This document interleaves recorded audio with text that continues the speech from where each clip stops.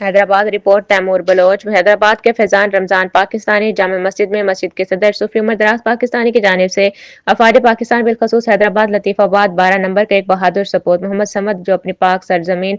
کی حفاظت کرتے ہوئے شہید ہوئے تھے، ان کے سال ثواب کے لیے قرآن خوانی کی گئی، جس میں افواج پاکستان کی سلامتی اور بقا کے لیے خصوصی دعا بھی کی گئی۔ تفصیلات کے مطابق آپریشن رد الفساد کے دوران دشمنوں کے ناپاک عزائم کو خاک میں ملاتے ہوئے حیدرآباد سے تعلق رکھنے والے پاک فوج کے 12 نمبر کے رہائشی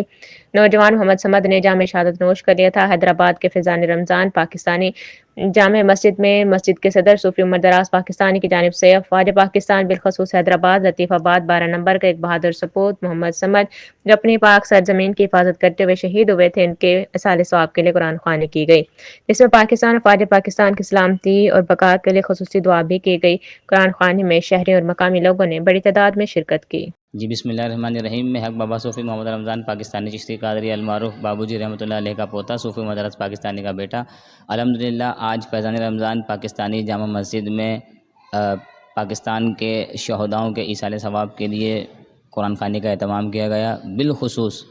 بالخصوص جو لطیف آباد میں ہمارے فوجی جوان بھائی شہید ہوئے ان کے لیے، اور جو بارڈروں پر سرحدوں پر جو ہمارے وطن کی خاطر جامع شہادت نوش کر گئے تمام شہداؤں کے لیے ایصال ثواب کے لیے قرآن خوانی کا اہتمام کیا گیا، اور ملک پاکستان کے لیے دعائیں کی گئیں، افواج پاکستان کی سلامتی کے لیے دعائیں کی گئیں، اور ہم سلام پیش کرتے ہیں اپنے field marshal general Asim Munir صاحب کو